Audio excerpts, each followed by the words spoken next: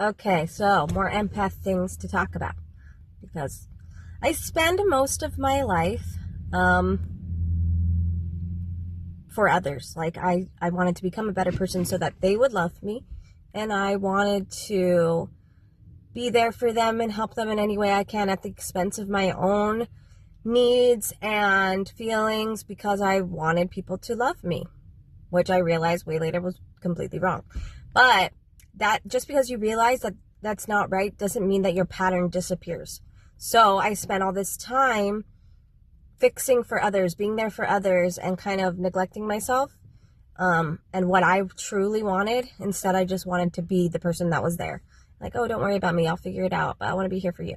So as an empath, learning how to decipher, and an empath who is highly intuitive and sensitive, one thing was I had to learn to decipher what was mine versus what was others. And that was through the gift of discernment. Now, through the gift of discernment, I began, because sometimes you think it's you. Like if somebody's projecting the fact that they don't like you onto you, then you think that you don't like them, but really you don't really care, and it's just that they don't like you.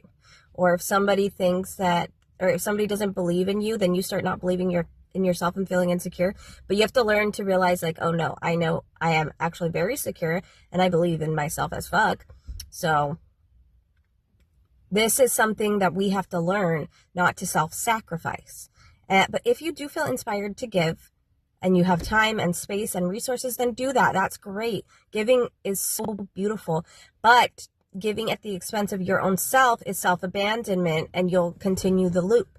Today at the gym, because I have work soon here, so I'm like, I was on a pretty tight schedule today. Today at the gym, I felt somebody projecting onto me because there was 3 ellipticals and one didn't. It just didn't have the safety key in, and then one was stuck on incline. So I definitely didn't want to go on the incline one. So I went on one of the ones. So I was on the regular one, and then I noticed this woman and her husband looking at me. And it's because it was an older disabled woman walking up the inclined elliptical. And I was like, oh, they think that I should give up this one for her. But I don't really have time to do that. So what I did, and also like knowledge is power, guys, remember. So all she would have to do is put that safety key in to get it to work, but she didn't know how to do that. So instead, she was projecting onto me. So I got off the elliptical and I put the safety key in, and then they both just looked at me and then they left the elliptical altogether. Sometimes the most unconditionally loving thing you can do is show people the way that they can do it themselves and hold them accountable